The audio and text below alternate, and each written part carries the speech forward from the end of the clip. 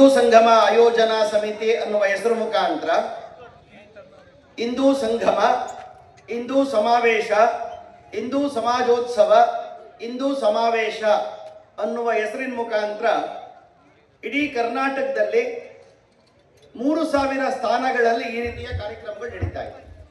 3000 ಸ್ಥಾನಗಳಲ್ಲಿ ಈ ರೀತಿಯ ಕಾರ್ಯಕ್ರಮಗಳು ನಡೀತಾ ಇದ್ರೆ ಇಡೀ ದೇಶಾದ್ಯಂತ ಲಕ್ಷಾಂತರ ಕಾರ್ಯಕ್ರಮಗಳು ಈ ರೀತಿ ಕಾರ್ಯಕ್ರಮಗಳನ್ನು ಆಯೋಜನೆಗೊಂಡಿವೆ. 2006ನೇ ಇಸ್ವಿ 7ನೇ ಇಸ್ವಿಯಲ್ಲಿ ಇಡೀ ತಾಲೂಕು ಮಟ್ಟದಲ್ಲಿ ಕಾರ್ಯಕ್ರಮಗಳು ನಡೆದವು. ಆದರೆ ಈಗ 2-3 ಬಡಾವಣೆಗಳನ್ನ ಸೇರಿಸಿ ಈ ರೀತಿಯ ಹಿಂದೂ ಸಂಗಮ ಕಾರ್ಯಕ್ರಮಗಳನ್ನು ಆಯೋಜನೆಗೊಂಡಿದೆ. ಈಗಾಗಲೇ ಉಲ್ಲೇಖ ಮಾಡಿದ್ರು 17 ಕಾರ್ಯಕ್ರಮಗಳಾಗಿದೆ, ಇನ್ನು 6 ಕಾರ್ಯಕ್ರಮಗಳು ಮಾತ್ರ ಬಾಕಿ ಇದೆ ಅಂತ. ಈ ಹಿಂದೂ ಸಂಗಮ ಕಾರ್ಯಕ್ರಮದ ಅವಶ್ಯಕತೆ ಏನಿತ್ತು ಮಾತಾಡ್ತಾ ಅವರು ಉಲ್ಲೇಖ ಮಾಡಿದ್ರು. ಇವತ್ತಿನ ಪರಿಸ್ಥಿತಿಯನ್ನು ಪರಿಸ್ಥಿತಿಯನ್ನು ನೋಡಿದಾಗ ಪ್ರತಿಯೊಬ್ಬ ಹಿಂದೂ ಜಾಗೃತನಾಗಬೇಕಾಗಿದೆ ಅನ್ನೋ ಮಾತನ್ನು ಉಲ್ಲೇಖ ಮಾಡಿದ್ರು. ಬಂಧುಗಳೇ, ಇವತ್ತು RSS ಕಳೆದ 100 ವರ್ಷಗಳಿಂದ ಈ ಸಮಾಜದಲ್ಲಿ ಕೆಲಸ ಮಾಡ್ತಾ ಇದೆ.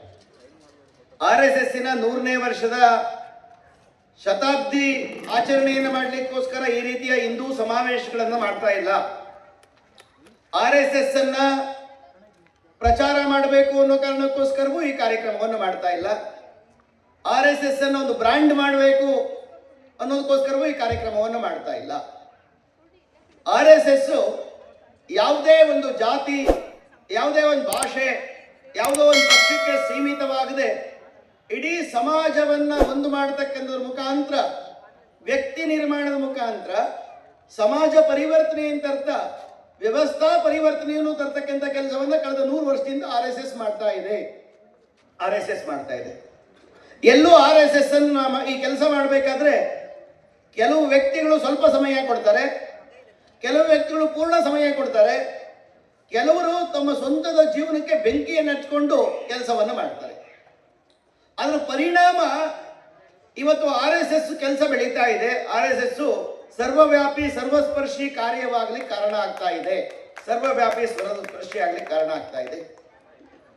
RSS ಇವತ್ತು ಭಾರತದಲ್ಲಿ ಮಾತ್ರ ಅಲ್ಲ, 1925ನೇ ಇಸ್ವಿಯಲ್ಲಿ 18 ಜನರಿಂದ ಆರಂಭವಾಗಿರ್ತಕ್ಕಂಥ ಒಂದು ಸಂಘಟನೆ 100 ವರ್ಷಗಳಲ್ಲಿ ಭಾರತದಲ್ಲಿ ಮಾತ್ರ ಅಲ್ಲ, ಭಾರತ ದೇಶದ ಜಿಲ್ಲೆಯ, ತಾಲೂಕಿನ, ಗ್ರಾಮಗಳ ಮೂಲೆ ಮೂಲೆಗೆ RSS ತಲುಪೋದ್ರ ಜೊತೆಗೆ ಜಗತ್ತಿನ 40 ದೇಶಗಳಿಗೆ ಇವತ್ತು RSS ತಲುಪುವಂತ ಕೆಲಸ ಆಗಿದೆ. ಜಗತ್ತಿನ 40 ದೇಶಗಳಿಗೆ RSS ತಲುಪಿದೆ ಇವತ್ತು. ಈಗ RSS ಅನ್ನು ಪ್ರಚಾರ ಮಾಡಲಿಕ್ಕೋಸ್ಕರವೂ ಈ ಕಾರ್ಯಕ್ರಮವನ್ನು ಮಾಡ್ತಾ ಇಲ್ಲ. RSS ಅನ್ನು ಪ್ರಚಾರ ಮಾಡಲಿಕ್ಕೂ ಕಾರ್ಯಕ್ರಮ ಮಾಡ್ತಾ ಇಲ್ಲ. RSS ಯಾವ ಸಿದ್ಧಾಂತಕ್ಕೋಸ್ಕರ ಕೆಲಸ ಮಾಡಿದೆ? 2012ನೇ ಇಸ್ವಿ ಹುಬ್ಬಳ್ಳಿಯಲ್ಲಿ ಒಂದು ಹಿಂದೂ ಶಕ್ತಿ ಸಂಗಮ ಅಂತ ಒಂದು ಕಾರ್ಯಕ್ರಮ ಆಯಿತು. ಆಗ ಚೆನ್ನಮ್ಮ ಸರ್ಕಲ್ನಲ್ಲಿ ಕೆಲವರು ಇದ್ದಿರ್ತಕ್ಕಂಥ ವ್ಯಕ್ತಿಗಳು ಅವ್ರು ಯಾರು ಗಣವೇಶ ಹಾಕಿರ್ಲಿಲ್ಲ. ಆದ್ರೆ ಆ ರೀತಿಯ ವ್ಯಕ್ತಿಗಳು ಕೆಲವರು ಸಂಚಲನ ಬರ್ತಕ್ಕಂಥ ಸಂದರ್ಭದಲ್ಲಿ ಒಂದು ಘೋಷಣೆಯನ್ನು ಕೂಗಿದ್ರು. ಜಿಂದಾಬಾದ್ ಜಿಂದಾಬಾದ್ RSS ಜಿಂದಾಬಾದ್ ಅಂತ ಕೂಗಿದ್ರು. RSSಗೆ ಜಯವಾಗಲಿ ಅಂತ ಕೂಗಿದ್ರು. ಆಮೇಲೆ ಇನ್ನೊಂದು ಘೋಷಣೆ ಕೂಗಿದ್ರು, ರಾಷ್ಟ್ರ ರಕ್ಷಾ ಕೌನ್ ಕರೇಗಾ, ರಾಷ್ಟ್ರ ಕಿ ರಕ್ಷಾ ಕೌನ್ ಕರೇಗಾ ಅಂತ ಕೂಗ್ತಾ ಅಲ್ಲಿಯ ಇನ್ನೊಂದು ಗುಂಪು ಹೇಳ್ತು RSS ಅಂತ ಹೇಳಿದ್ರು.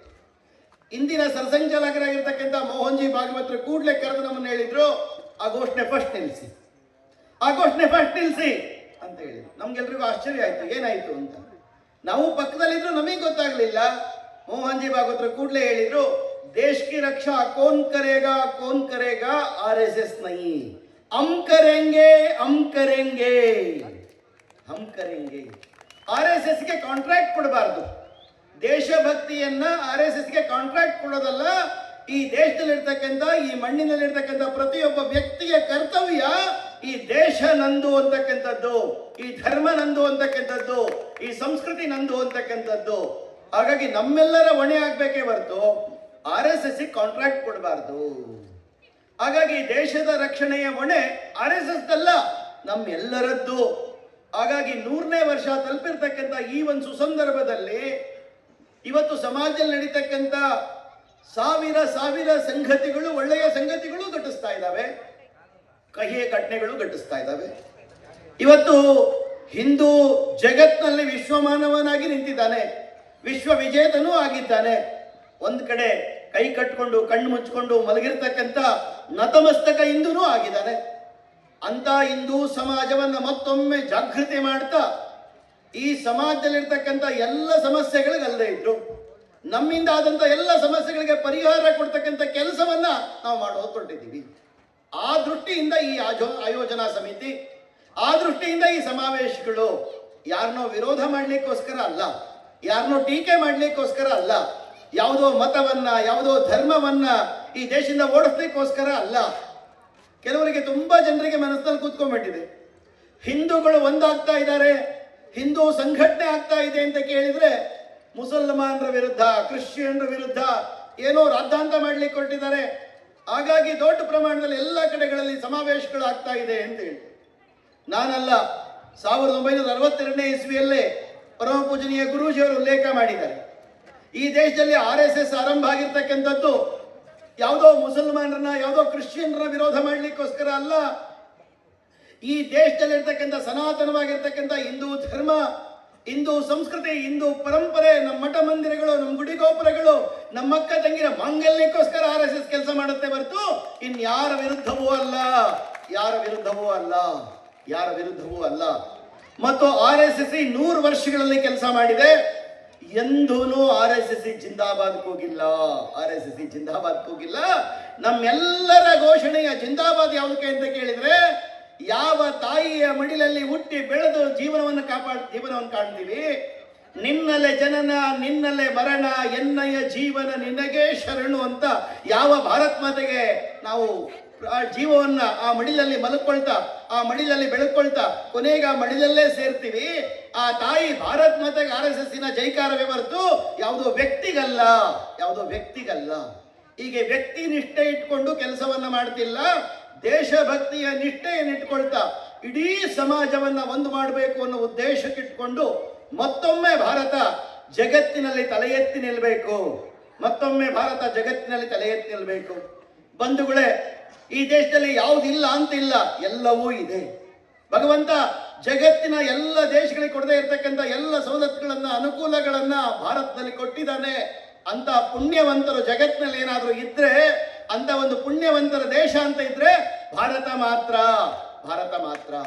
ಅಂತ ಪುಣ್ಯ ಭೂಮಿಯಲ್ಲಿ ನಾವು ಹುಟ್ಟಿದೀವಿ, ಪುಣ್ಯ ಭೂಮಿಯಲ್ಲಿ ಹುಟ್ಟಿದೀವಿ. ಆಗಾಗ ನಾವು ನೆನಪನ್ನು ಮಾಡ್ಕೊಳ್ಬೇಕಷ್ಟೇ.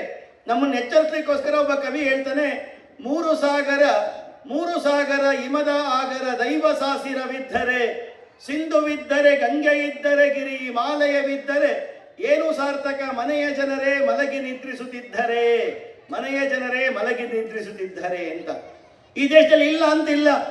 ಅಮೆರಿಕಾಗೆ ಹೋದ್ರೆ 2 ನದಿ ಸಿಗುತ್ತೆ, ಈಜಿಪ್ಟ್ಗೆ ಹೋದ್ರೆ ನೈಲ್ ನದಿ ಸಿಗುತ್ತೆ, ಇನ್ಯಾವುದೋ ಇಂಗ್ಲೆಂಡ್ಗೆ ಹೋದ್ರೆ ನದಿಯೇ ಇಲ್ಲದೆ ಇರತಕ್ಕಂಥ ಪ್ರದೇಶಗಳಿದಾವೆ, ಚೀನಾಗೆ ಹೋದ್ರೆ 2-3 ನದಿಗಳು ಸಿಗುತ್ತೆ. ಹೀಗೆ ಪಾಕಿಸ್ತಾನಕ್ಕೆ ಹೋದ್ರೆ ಭಾರತದಿಂದ ನೀರು ಬಿಟ್ಟರೆ ಆ ದೇಶದಲ್ಲಿ ಭಾರತ ನದಿ ಹೋಗುತ್ತೆ. ಆದ್ರೆ ಭಾರತದಲ್ಲಿ ಆ ಸ್ಥಿತಿ ಇಲ್ಲ. ತುದಿಯಲ್ಲಿರ್ತಕ್ಕಂಥ ಹಿಂದೂ ಮಹಾಸಾಗರದಿಂದ ಆ ತುದಿಯ ಹಿಮಾಲಯದವರೆಗೆ ಅಸಂಖ್ಯಾತ ನದಿಗಳಿದಾವೆ, ಅಸಂಖ್ಯಾತ ಪರ್ವತಗಳಿದಾವೆ, ಬೆಟ್ಟ ಗುಡ್ಡಗಳಿದಾವೆ. ಸ್ವತಃ ಈ ದೇಶದಲ್ಲಿ ಇಂಥ ಒಂದು ಪುಣ್ಯ ಭೂಮಿ ಅನ್ನೋ ಕಾರಣಕ್ಕೋಸ್ಕರ ದೇವಾನು ದೇವತೆಗಳೇ ಜನ್ಮವೆತ್ತಿರ್ತಕ್ಕಂಥ ದೇಶ ಅಂತ ಜಗತ್ತಿನಲ್ಲಿದ್ರೆ ಅದು ಭಾರತ ಮಾತ್ರ, ಅದು ಭಾರತ ಮಾತ್ರ. ಒಬ್ಬ ಮೆಕ್ಕಾದಲ್ಲಿ ಒಬ್ಬ ಮಹಮ್ಮದ್ ಹುಟ್ಟಬಹುದು, ವ್ಯಾಟಿಕನ್ ಒಬ್ಬ ಯೇಸು ಕ್ರಿಸ್ತ ಹುಟ್ಟಬಹುದು, ಒಬ್ಬ ಜೊರಾಸ್ಟ್ರಿಯನ್ ಹುಟ್ಟಬಹುದು. ಆದ್ರೆ ಭಾರತದಲ್ಲಿ ಒಬ್ಬ ರಾಮ ಅಲ್ಲ. ಈ ದೇಶದಲ್ಲಿ ಹೇಳಿದ್ರು, ಗಾಯಂತಿ ದೇವ ಕಿಲ ಗೀತಕಾನಿ ಧನ್ಯಾಸ್ತು ಯೇ ಭಾರತ ಭೂಮಿ ಭಾಗೆ ಸ್ವರ್ಗ ಪವರ್ಗ ಸ್ಮದ ಮಾರ್ಗ ಭೂತೆ ಭವಂತಿ ಭೂಯಾ ಪುರುಷ ಸುರತ್ವ ಅಂತ. ದೇವಾನು ದೇವತೆಗಳು ಹುಟ್ಟಬೇಕು ಅಂತ ಕೇಳಿದ್ರೆ ಎಲ್ಲಿ ಹುಟ್ಟಬೇಕು ಜಗತ್ನಲ್ಲಿ ಅಂತ ಕೇಳಿದ್ರೆ ಅವರು ಯೋಚನೆ ಮಾಡಿದ್ರಂತೆ, ಭಾರತದಂತ ಪುಣ್ಯ ಭೂಮಿ ಇನ್ನೆಲ್ಲೂ ಇಲ್ಲ, ನಾವು ಭಾರತದಲ್ಲೇ ಹುಟ್ಟೋಣ ಅಂತ. ಅಂತ ದೇವತೆಗಳು ಹುಟ್ಟಿರ್ತಕ್ಕಂಥ ಪುಣ್ಯ ಭೂಮಿಯಲ್ಲಿ ನಾವು ಹುಟ್ಟಿದ್ದೀವಿ ಬಂಧುಗಳೇ, ನಾವು ಹುಟ್ಟಿದ್ದೀವಿ, ಮನುಷ್ಯರಾಗಿ ಹುಟ್ಟಿದ್ದೀವಿ, ಮನುಷ್ಯರಾಗಿ ಹುಟ್ಟಿದ್ದೀವಿ. 84 ಕೋಟಿ ಜೀವರಾಶಿಗಳು ಅತ್ಯಂತ ಮೇಧಾಶಕ್ತಿ, ಚಿಂತನಾಶಕ್ತಿ, ಆಲೋಚನಾ ಶಕ್ತಿ ಇರ್ತಕ್ಕಂಥ ಮನುಷ್ಯರಾಗಿ ನಾವು ಹುಟ್ಟಿದ್ದೀವಿ. ಹಾಗಾಗಿ ನಮ್ಮ ಜನ್ಮವನ್ನು ಸಾರ್ಥಕ ಮಾಡ್ಕೊಳ್ಬೇಕಾಗಿದೆ, ಸಾರ್ಥಕ ಮಾಡ್ಕೊಳ್ಬೇಕಾಗಿದೆ. ಇಂಥ ದೇಶ ಜಗತ್ತಲ್ಲಿ ಎಲ್ಲೂ ಇಲ್ಲ. ಫ್ರಾನ್ಸ್ ದೇಶದ ಒಬ್ಬ ರೋಮೆ ರೋಲಾ ತನ್ನ ಇತಿಹಾಸದಲ್ಲಿ ಬರ್ಕೊಳ್ತಾನೆ, ಅವನು ತನ್ನ ಆತ್ಮಚರಿತ್ರೆಯಲ್ಲಿ ಬರ್ಕೊಳ್ತಾನೆ, ಭಗವಂತ ಫ್ರಾನ್ಸ್ ಅತ್ಯಂತ ಸುಂದರವಾಗಿರ್ತಕ್ಕಂಥ, ಸಮೃದ್ಧವಾಗಿರ್ತಕ್ಕಂಥ, ಸ್ವಾಭಿಮಾನಿಯಾಗಿರ್ತಕ್ಕಂಥ ನಾಡಿನಲ್ಲಿ ನಾನು ಹುಟ್ಟಿದ್ದೀನಿ. ಆದರೆ ಮುಂದಿನ ನನ್ನ ಜನ್ಮ ಅಂತ ಇದ್ರೆ ಭಾರತದಲ್ಲಿ ನಾನು ಹುಟ್ಟುವಂತ ಅವಕಾಶ ಕೊಡು. ಭಾರತದಲ್ಲಿ ಮನುಷ್ಯನಾಗ್ದಿದ್ರೂ ಪರವಾಗಿಲ್ಲ, ಮಣ್ಣಾಗಿಯೋ, ಮೃಗವಾಗಿಯೋ, ಕಲ್ಲಾಗಿಯೋ, ಗಿಡವಾಗಿಯೋ, ಗಂಗಾ ನದಿಯ ಬದಿಯಿನ ಹುಲ್ಲಾಗಾದ್ರೂ ಸಾಕು, ನನ್ನ ಜನ್ಮ ಭಾರತದಲ್ಲಾಗಲಿ ಅಂತ ಫ್ರಾನ್ಸ್ ದೇಶದ ಇತಿಹಾಸಕಾರ ತನ್ನ ಆತ್ಮಚರಿತ್ರೆಯಲ್ಲಿ ಬರ್ಕೊಳ್ತಾನೆ.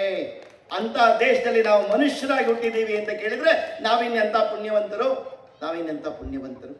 ಹಾಗಾಗಿ ಇಂಥ ದೇಶದಲ್ಲಿ ನಾವು, ಇಲ್ಲೊಂದು ಧರ್ಮ ಇದೆ, ಇಲ್ಲೊಂದು ಸಂಸ್ಕೃತಿ ಇದೆ. ಆ ಕಾರಣಕ್ಕೋಸ್ಕರ ನಾವು ಶ್ರೇಷ್ಠ ವ್ಯಕ್ತಿಗಳಾಗಿ ಮನುಷ್ಯರಂತೆ ಬದುಕ್ತಾ ಇದ್ದೀವಿ. ಇಲ್ಲ ಅಂದಿದ್ರೆ ಮೃಗದಂತೆ ಬದುಕ್ತಾ ಇತ್ತು. ಓಶೋ ಅವರು ತಮ್ಮ ಆತ್ಮಚರಿತ್ರೆಯ ಪುಸ್ತಕದಲ್ಲಿ ಬರ್ಕೊಳ್ತಾರೆ, ಭಾರತ ಎಂದೂ ಇತಿಹಾಸವನ್ನು ಬರೆಯಲಿಲ್ಲ. ಇತಿಹಾಸದಲ್ಲಿ ರಕ್ತಪಾತ ಇದೆ, ಒಬ್ಬರನ್ನ ಕೊಂದು ಇನ್ನೊಬ್ಬ ಬದುಕಬೇಕು ಅಂತಕ್ಕಂಥದ್ದು ಇತಿಹಾಸ. ಹಾಗಾಗಿ ಭಾರತ ಎಂದು ಇತಿಹಾಸವನ್ನು ಬರೆಯಲಿಲ್ಲ, ಭಾರತ ಪುರಾಣಗಳನ್ನು ಬರೆಯಿತು ಅಂತೇಳಿ ನಮ್ಮ ಪುರಾಣಗಳ ಬಗ್ಗೆ ಅವಹೇಳನ ಮಾಡ್ತಾರೆ. ಸಂದೇಶಗಳನ್ನ ನೀಡಿದು, ಕೃಷ್ಣನ ಜೀವನದ ಮೌಲ್ಯಗಳ ತತ್ವಗಳ ಸಂದೇಶವನ್ನು ನೀಡಿದು. ಶಿವನ್ ಭೂತ್ವ ಶಿವಂ ಯಜಯತ್ವ ಅಂತ ಈಶೋಪನಿಷತ್ತಿನ ಶ್ಲೋಕ ಹೇಳುತ್ತೆ. ಶಿವನನ್ನ ಪೂಜಿಸಬೇಕಾದ್ರೆ ಹೇಗೆ ಪೂಜಿಸಬೇಕು ಅಂದ್ರೆ, ನೀನು ಶಿವನೇ ಆಗಿ ಶಿವನನ್ನ ಪೂಜಿಸು. ಅಂತ ಸದ್ಗುಣಗಳ ಸಂಸ್ಕಾರ ವರ್ಧನೆ ನಿನ್ನಲ್ಲಾಗಬೇಕು ಅನ್ನಂತ ದೇಶ ನಮ್ದು. ಮನುಷ್ಯ ಧರ್ಮ ಮಾರ್ಗದಲ್ಲಿ ನಡೀತಾ ಅವನು ಸದಾ ಕಾಲ ತನ್ನ ವಿಚಲಿತನಾಗದೆ ಧರ್ಮ ಮಾರ್ಗದಲ್ಲಿ ಹೋಗ್ತಾ ಎಲ್ಲರಿಗೂ ಬೇಕಾಗುವಂತ ವ್ಯಕ್ತಿ ಆಗ್ಬೇಕು. ಅದಕ್ಕೋಸ್ಕರ ಜಗತ್ನಲ್ಲೇ ಇಲ್ಲದೆ ಇರ್ತಕ್ಕಂಥ ಧರ್ಮ ಅನ್ನೋ ಶಬ್ದವನ್ನ ಭಾರತದಲ್ಲಿ ಜೋಡಿಸಿದ್ರು. ತುಂಬಾ ಜನರು ಮಾತಾಡ್ತಾರೆ, ಧರ್ಮ ಅಂತ ಹೇಳಿದ್ರೆ ಕೋಮುವಾದ, ಧರ್ಮ ಅಂತ ಕೇಳಿದ್ರೆ ಅದು ಇನ್ಯಾವುದೋ ಅಲ್ಪಸಂಖ್ಯಾತರಿಗೆ ಅನ್ಯಾಯ ಮಾಡ್ತಕ್ಕಂಥದ್ದು ಅನ್ನೋ ಮಾತುಗಳನ್ನ ತುಂಬಾ ಜನರು ಮಾತಾಡ್ತಾರೆ. ಬಂಧುಗಳೇ, ಒಂದ್ ನೆನ್ಪಿಟ್ಕೊಳ್ಳೋಣ, ಅಕಸ್ಮಾತ್ ಏನಾದ್ರೂ ಈ ದೇಶದಾಗಿರ್ತಕ್ಕಂಥ ಹಿಂದೂ ಕೋಮುವಾದಿ ಆಗಿದ್ರೆ ಈ ದೇಶದಲ್ಲಿ ಅಲ್ಪಸಂಖ್ಯಾತರು ಯಾರೂ ಬದುಕಕ್ಕಾಗ್ತಾ ಇರಲಿಲ್ಲ. ಹಿಂದೂ ಅಂತ ಕೇಳಿದ್ರೆ ಜಗತ್ತಿನ ಜನರಿಗೆ ಆಶ್ರಯ ಕೊಡ್ತಕ್ಕಂಥವನು. ಕೃಣವಂತೋ ವಿಶ್ವಮಾರ್ಯಂ ಅಂತ ಹೇಳ್ದೋ, ವಸುದೈವ ಕುಟುಂಬಕಂ ಅಂತ ಹೇಳ್ದೋ. ನಾನು, ನನ್ನ ಮನೆ, ನನ್ನ ಹೆಂಡತಿ, ಮಕ್ಕಳು ಮಾತ್ರ ಕುಟುಂಬ ಅಲ್ಲ, ಜಗತ್ತೇ ಒಂದು ಕುಟುಂಬ ಅಂತ ಹೇಳ್ದೋ. ಅದಕ್ಕೋಸ್ಕರ ನಾವು ಪೂಜೆ ಮಾಡಿ ಅರ್ಚಕರು ಬಂದಾಗ ಮಂತ್ರ ಹೇಳ್ಕೊಡೋ ಮಂತ್ರ ಏನು ಅಂತ ಕೇಳಿದ್ರೆ, ಜಗತ್ತಿನ ಈ ದೇಶದ ಯಾವುದೇ ಒಬ್ಬ ಅರ್ಚಕ ನೀವು ಚೆನ್ನಾಗಿರ್ಬೇಕು, ಪೂಜೆ ಮಾಡಿದ್ದೀರಿ, ನಿಮ್ಮ ಹೆಂಡತಿ ಚೆನ್ನಾಗಿರ್ಲಿ, ನಿಮ್ಮ ಮಕ್ಕಳು ಚೆನ್ನಾಗಿರ್ಲಿ ಅಂತ ಯಾವ ಅರ್ಚಕನೂ ಮಂತ್ರ ಹೇಳಲಿಲ್ಲ. ಬದಲಾಗಿ ಹೇಳಿದ ಮಂತ್ರ ಏನು? ಸರ್ವೇ ಭವಂತು ಸುಖಿನಃ, ಸರ್ವೇ ಸಂತು ನಿರಾಮಯ, ಸರ್ವೇ ಭದ್ರಾಣಿ ಪಶ್ಯಂತು, ಮಾ ಕಶ್ಚಿತ್ ದುಃಖ ಭಾಗ್ಭವೇತ್. ಅಟ್ಲಿಕ್ಕೆ ನಿಲ್ಲಿಸ್ಲಿಲ್ಲ, ಮುಂದುವರೆದು ಹೇಳ್ತಾರೆ, ದಿಂ ದಿಪದೇ ದಿಂ ಚತುಷ್ಪದೇ ಪ್ರಾಣಿನಾಂ. ಭಗವಂತ, ನೀನ್ ಸೃಷ್ಟಿ ಮಾಡಿರ್ತಕ್ಕಂಥ ಜಗತ್ತಿನ ಚರಾಚರ ಜೀವಿಗಳಿಗೆ ಆಯುಷ್ಯ, ಆರೋಗ್ಯ, ಐಶ್ವರ್ಯ, ಸಕಲ ಸಂಪ್ರಾಪ್ತಿಗಳನ್ನ ಕೊಡು. ಹಿಂದೂಗಳು ಮಾತ್ರ ಅಲ್ಲ, ನೀನ್ ಸೃಷ್ಟಿ ಮಾಡಿರ್ತಕ್ಕಂಥ ಜಗತ್ತಿನ ಚರಾಚರ ಜೀವಿಗಳಿಗೆ ಒಳ್ಳೇದು ಮಾಡು ಅಂತ ಕೇಳಿದಂತ ಮಾನವ ಜನಾಂಗ ಜಗತ್ತಿನಲ್ಲಿದ್ರೆ ಅದು ಹಿಂದೂಗಳು ಮಾತ್ರ. ಇಂಥ ಹಿಂದೂಗಳು ಹೇಗೆ ಕೋಮುವಾದಿ ಆಗ್ಲಿಕ್ಕೆ ಸಾಧ್ಯ ಆಗತ್ತೆ? ಇಂಥ ಹಿಂದೂ ಹಿಂಸೆಯನ್ನ ಮಾಡ್ಲಿಕ್ಕೆ ಎಲ್ಲಿ ಸಾಧ್ಯ ಇದೆ? ನೆನ್ಪಿಟ್ಕೊಂಡು ಕೇಳೋಣ. ಹಿಂದೂ ಅಂತ ಕೇಳಿದ್ರೆ ನಮ್ಗೆ ಅಭಿಮಾನ ಬರಬೇಕು. ಯಾಕೆ ಅಂತ ಕೇಳಿದ್ರೆ, ಯಾರು ಹಿಂಸೆಯಿಂದ ದೂರ ಇರ್ತಾನೋ ಅಂತವನು ಹಿಂದೂ. ಹಾಗಾಗಿ ಅಂತ ಹಿಂದೂಗಳು ನಾವು ಹಿಂಸೆಯನ್ನ ಮಾಡದೇ ಇರ್ತಕ್ಕಂಥವ್ರು. ಬಂಧುಗಳೇ, ಜಗತ್ತಿನ ಎಲ್ಲ ಆಕ್ರಮಣಕಾರಿಗಳು ಈ ದೇಶದ ಮಠ ಮಂದಿರಗಳ ಮೇಲೆ, ಈ ದೇಶ ಶ್ರದ್ಧಾ ಕೇಂದ್ರಗಳ ಮೇಲೆ ದಾಳಿ ಮಾಡಿದ್ರು. ಆದ್ರೆ ಜಗತ್ತಿನ 197 ದೇಶಗಳಲ್ಲಿ ಸಾಕಷ್ಟು ಸಂಸ್ಕೃತಿಗಳು ಈ ದೇಶದ ಬಂದು ದಾಳಿ ಮಾಡ್ತಾ ಇಲ್ಲಿನ ಜನಾಂಗವನ್ನೇ ನಾಶ ಮಾಡಬೇಕು ಅಂತ ಪ್ರಯತ್ನ ಪಟ್ಟರು. ಆದರೆ ಒಂದೇ ಒಂದು ದೇಶ ಇನ್ನೊಂದು ದೇಶದ ಮೇಲೆ ದಾಳಿ ಮಾಡಲಿಲ್ಲ, ಇನ್ನೊಂದು ಸಂಸ್ಕೃತಿಯನ್ನು ನಾಶ ಮಾಡಲಿಲ್ಲ, ಇನ್ನೊಂದು ದೇಶದ ಮೇಲೆ ಬಾಂಬ್ ಹಾಕಲಿಲ್ಲ, ಇನ್ನೊಂದು ದೇಶದ ಮೇಲೆ ತನ್ನ ಆಕ್ರಮಣವನ್ನು ಮಾಡದೇ ಇರ್ತಕ್ಕಂಥ ಜಗತ್ತಿನ ಏಕೈಕ ದೇಶ ಅಂತ ಇದ್ರೆ ಅದು ಭಾರತ ಮಾತ್ರ. ಇಂಥ ದೇಶ ನಂದು. ಹಾಗಾಗಿ ನಮ್ಮ ದೇಶದಲ್ಲಿ ಯಾರನ್ನೂ ನಾವು ದ್ವೇಷ ಮಾಡುವಂತ ಕೆಲಸ ಮಾಡಲಿಲ್ಲ. ಏತದ್ದೇಶ ಪ್ರಸೂತಸ್ಯ ಸಕಾಶಾದಗ್ರ ಜನ್ಮನಃ ಸ್ವಂ ಚರಿತ್ರಂ ಶಿಕ್ಷೆಂ ಪೃಥಿವ್ಯಾ ವಿಶ್ವಮಾನವ ಅಂತ ಹೇಳ್ದೆ ನಾವು. ಜಗತ್ತಿನ ಜನಗಳೇ, ಬನ್ನಿ, ನಿಮ್ಮ ಹತ್ರ ಇರ್ತಕ್ಕಂಥ ಎಲ್ಲ ಒಳ್ಳೆಯ ಸಂಗತಿಗಳನ್ನ ಕೊಡಿ ನಮಗೆ, ನಾವು ತಗೊಳ್ತೀವಿ, ಯಾವುದನ್ನು ವಿರೋಧ ಮಾಡಲ್ಲ. ಜಗತ್ತಿನಲ್ಲಿರ್ತಕ್ಕಂಥ ಎಲ್ಲ ಒಳ್ಳೆಯ ಸಂಗತಿಗಳನ್ನ ತಗೊಂಡು ಅದರ ಸಾರಸತ್ವದಿಂದ ವಿರಾಟ ಪುರುಷನಂತೆ ಎದ್ದು ನಿಂತವನು ಹಿಂದೂ. ಹಾಗಾಗಿ ನಾವು ಯಾವುದನ್ನು ವಿರೋಧ ಮಾಡಲಿಲ್ಲ. 34 ಕೋಟಿ ದೇವರು ಇರ್ತಕ್ಕಂಥವ್ರಿಗೆ 2 ದೇವರು ಎಕ್ಸ್ಟ್ರಾ ಆಗ್ತಾರನ್ರಿ? 34 ಕೋಟಿ ಮೇಲೆ 2 ದೇವರು ಅಂತ ಅದಕ್ಕೂ ಒಂದು ಉದ್ಗಡ್ಡಿ ಹಚ್ಚುವಂತ ಸಮಾಜ ಇದ್ರೆ ಹಿಂದೂಗಳು ಮಾತ್ರ, ಹಿಂದೂಗಳು ಮಾತ್ರ. ಹಾಗಾಗಿ ನಾವೆಂದೂ ಹಿಂದೂ ಅಂತ ಕೇಳಿದ್ರೆ ಧರ್ಮ ಮಾರ್ಗದಲ್ಲಿ ಬದುಕ್ತಕ್ಕಂಥವನು. ಹಿಂದೂ ಅಂತಕ್ಕಂಥದ್ದು, ಹಿಂದುತ್ವ ಅಂತಕ್ಕಂಥದ್ದು ಕೋಮುವಾದ ಅಲ್ಲ, ಅದು ಭಾರತದ ಆತ್ಮ, ಭಾರತದ ಆತ್ಮ. ಹೇಗೆ ಮಂಗಳೂರಿಗೆ ಯಕ್ಷಗಾನ ಇದೆಯೋ, ಗುಜರಾತ್ಗೆ ಗರ್ಬಾ ಡ್ಯಾನ್ಸ್ ಇದೆಯೋ, ರಾಜಸ್ಥಾನಕ್ಕೆ ಇನ್ನೊಂದು ನೃತ್ಯ ಇದೆಯೋ, ಕೇರಳಗೆ ಕಥಕ್ಕಳಿ ಇದೆಯೋ, ಹಾಗೆ ಭಾರತಕ್ಕೆ ಹಿಂದುತ್ವ ಅದೊಂದು ಐಡೆಂಟಿಟಿ. ಹಾಗಾಗಿ ಅಂತಹ ಗುರುತ್ವವನ್ನ ಭಾರತವನ್ನು ಗುರುತಿಸೋದು ಹಿಂದುತ್ವ ಅನ್ನೋ ಕಾರಣಕ್ಕೋಸ್ಕರ. ಜಗತ್ತಿನಲ್ಲಿ ಇವತ್ತಿಗೂ ಸೌದಿ ರಾಷ್ಟ್ರಗಳಿಗೆ, ಕೊಲ್ಲಿ ರಾಷ್ಟ್ರಗಳಿಗೆ ಭಾರತದಿಂದ ಯಾವುದೇ ವ್ಯಕ್ತಿ ಹಿಂದೂ, ಮುಸಲ್ಮಾನ, ಕ್ರೈಸ್ತ ಏನಾದರೂ ಆ ದೇಶಕ್ಕೆ ಹೋದ್ರೆ ಅಲ್ಲಿ ನಮ್ಮನ್ನು ಯಾರನ್ನೂ ಗುರುತಿಸೋದು ಅವನು ಭಾರತದವನು ಅಂತ ಗುರುತಿಸೋದಿಲ್ಲ, ಅವನೊಬ್ಬ ಹಿಂದೂಸ್ತಾನಿ ಅಂತ ಗುರುತಿಸ್ತಾರೆ, ಹಿಂದೂಸ್ತಾನಿ ಅಂತ ಗುರುತಿಸ್ತಾರೆ. ಹೀಗೆ ನಮ್ಮ ದೇಶವನ್ನ ಹಿಂದೂ ಅಂತಕ್ಕಂಥದ್ದನ್ನ ಇತ್ತೀಚಿನ ಶಬ್ದ ಸಿಂಧೂ ನದಿಯ ಉಚ್ಚಾರವನ್ನ ಮಾಡ್ಲಿಕ್ಕಾಗದೆ ಇರೋದಕ್ಕೋಸ್ಕರ ಹಿಂದೂ ಅನ್ನೋ ಶಬ್ದ ಬಂತು ಅನ್ನೋ ಮಾತನ್ನು ಹೇಳ್ತಾರೆ. ಬೃಹಸ್ಪತಿ ಪುರಾಣ ಅಂತ ನಮ್ದೊಂದು ಪುರಾಣ ಇದೆ, 18 ಪುರಾಣಗಳಲ್ಲಿ ಒಂದು ಪುರಾಣ. ಆ ಪುರಾಣದಲ್ಲಿ ಶ್ಲೋಕ ಹೇಳುತ್ತೆ, ಹಿಮಾಲಯಂ ಸಮಾರಭ್ಯಂ ಯಾವದಿಂದು ಸರೋವರಂ ತಮ್ ದೇಹ ನಿರ್ಮಿತಂ ದೇಶಂ ಹಿಂದೂಸ್ತಾನಂ ಪ್ರತಕ್ಷತೆ ಅಂತ. ಉತ್ತರದ ಹಿಮಾಲಯ ಪರ್ವತದಿಂದ ದಕ್ಷಿಣದ ಗಂಗಾಸಾಗರ, ದಕ್ಷಿಣದ ಹಿಂದೂ ಮಹಾಸಾಗರದವರೆಗೆ ವಿಶಾಲ ಸಾಗರದಲ್ಲಿರ್ತಕ್ಕಂಥ ವಾಸ ಮಾಡ್ತಕ್ಕಂಥ ಒಂದು ಸಂಸ್ಕೃತಿ, ಒಂದು ಆಚಾರ ವಿಚಾರಗಳು, ಒಂದೇ ಜನ ಅಂಗ, ಒಂದೇ ಜಾಗದಲ್ಲಿ ಅನೇಕ ಸಾವಿರಾರು ವರ್ಷಗಳಿಂದ ಒಂದು ಪದ್ಧತಿಯನ್ನು, ಒಂದು ಪರಂಪರೆಯನ್ನು ಇಟ್ಕೊಂಡು ನಡೆಸ್ತಕ್ಕಂಥ ಒಂದು ಜನಾಂಗವೇ ಹಿಂದೂ ಜನಾಂಗ ಅಂತಕ್ಕಂಥ ಮಾತನ್ನ ಆ ಬೃಹಸ್ಪತಿ ಪುರಾಣ ಹೇಳುತ್ತೆ, ಆ ಬೃಹಸ್ಪತಿ ಪುರಾಣ ಹೇಳುತ್ತೆ. ಹಾಗಾಗಿ ಇಂಥ ಹಿಂದೂ ಅಂತಕ್ಕಂಥದ್ದು ಯಾವುದೋ ಜಾತಿಯ ಸೂಚಕ ಅಲ್ಲ, ಯಾವುದೋ ಮತದ ಸೂಚಕ ಅಲ್ಲ. ಇದೊಂದು ವಿಶಾಲವಾಗಿರ್ತಕ್ಕಂಥ ಭಾವನೆ ಇಟ್ಕೊಂಡು ವಿಶ್ವದ ಕಲ್ಯಾಣ ಆಗಬೇಕು ಅಂತ ಕೇಳಿದ್ರೆ ಭಾರತ ಇರಬೇಕು, ಭಾರತ ಚೆನ್ನಾಗಿ ಉಳಿಬೇಕು ಅಂತ ಕೇಳಿದ್ರೆ, ಭಾರತದಲ್ಲಿ ಜಗತ್ತಿಗೆ ಭಾರತ ಗುರು ಆಗಬೇಕು ಅಂತ ಕೇಳಿದ್ರೆ, ಹಿಂದುತ್ವದ ಕಾರಣಕ್ಕೋಸ್ಕರ ಜಗತ್ತಿವತ್ತು ಶಾಂತಿಯುತವಾಗಿ ನೆಮ್ಮದಿಯಾಗಿದೆ ಅಂತ ಕೇಳಿದ್ರೆ ಜಗತ್ತು, ಭಾರತದಲ್ಲಿ ಹಿಂದುತ್ವ ಇದೆ ಅನ್ನೋ ಕಾರಣಕ್ಕೋಸ್ಕರ, ಹಿಂದುತ್ವ ಇದೆ ಅನ್ನೋ ಕಾರಣಕ್ಕೋಸ್ಕರ.